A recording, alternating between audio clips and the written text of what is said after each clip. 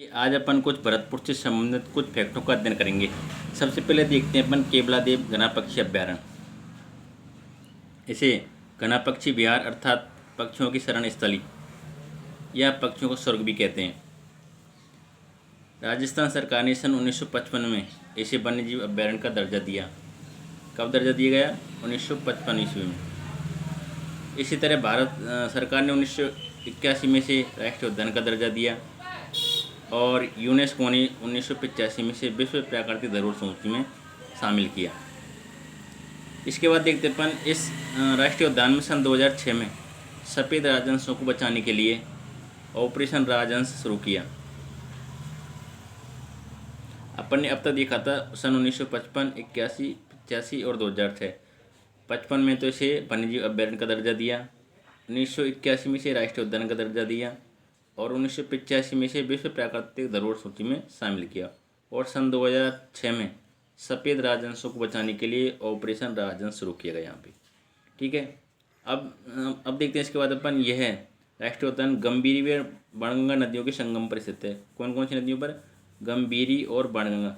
गंभीर नदी अलग है लेकिन गंभीरी अलग है, अर्थात गंभीरी और बाणगंगा नदियों के संगम पर स्थित है। इसके बाद देखते हैं इस राष्ट्रीय उद्यान को पानी की आपूर्ति अजान बांध से होती है। बहुत अच्छा फैक्ट है। घना पक्षी विहार के लिए पानी की आपूर्ति कौन से बांध से होती है? अजान बांध से। घना पक्षी अभ्यारण्य गंभीरी व बाणगंगा नदियों के संगम पर स्थित है। यहाँ शीत ऋतु में साइबेरियन सारस प्रजनन हेतु आते हैं और सलीम अली ने यहाँ पक्षियों की प्रजाति पर पुस्तक भी लिखी है। इसके अलावा बहुत सारे फैक्ट जैसे कि यहाँ पर एंचा नामक घास पाई जाती है और घने के मध्य महादेव जी का मंदिर है, उसी के आधार पर केवलादेव नाम इसे दिया गया। इसके बाद देखते हैं अपन बंदवारेठा अभ्यारण्य जो कि भरतपुर में स्थित है और यह पक्षियों के लिए प्रसिद्ध है। इसके बाद देखते हैं बंदवारेठा बांध। बंदवारेठा बांध को भरतपुर की सबसे बड़ी सिंचाई परियोजना कहा जाता है। सिंचाई परियोजना एक होती है पेयजल परियोजना, लेकिन ये बंदवारेठा बांध क्या है? सिंचाई परियोजना। भरतपुर की सबसे बड़ी सिंचाई परियोजना है। बंदवारेठा बांध कुंकुम नदी पर बना हुआ है जिसकी बनावट जहाज जैसी है, अर्थात बंदवारेठा बांध कहाँ पर है? भरतपुर में। किस नदी पर बना हुआ है? कुक्कुद नदी पर और आकृति कैसी है? जहाज जैसी। बंदवारेठा बांध भरतपुर जिले की सबसे बड़ी सिंचाई परियोजना है। इसके बाद देखते हैं अपन अजान बांध। अजान बांध जो कि गंभीर नदी पर बंधा हुआ है। निर्माण सूरजमल ने भरतपुर स्थापना के समय अर्थात 1733 के आसपास किया होगा। अजान बांध इसी बांध से घना पक्षी अभ्यारण्य को जलापूर्ति होती है।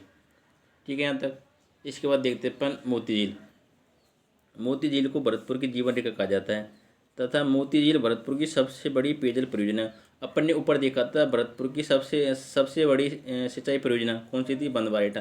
लेकिन यहाँ पे आया क्या? पेयजल परियोजना, अर्थात भरतपुर की सबसे बड़ी पेयजल परियोजना कौन सी हो गई? मोती झील। मोती झील को भरतपुर की जीवन रेखा कहते हैं और भरतपुर की सबसे बड़ी पेयजल परियोजना कहते हैं मोती झील। आगे देखते हैं इस झील का निर्माण रूपर रेल नदी के जल को रोककर किया गया, अर्थात मोती झील का निर्माण रूपर रेल नदी के जल को रोककर किया गया और इस झील में गंभीर व बाणगंगा नदियों का पानी आता है। भाई मोती झील में सीधी सी बात है, गंभीर व बाणगंगा नदियों का पानी आता है।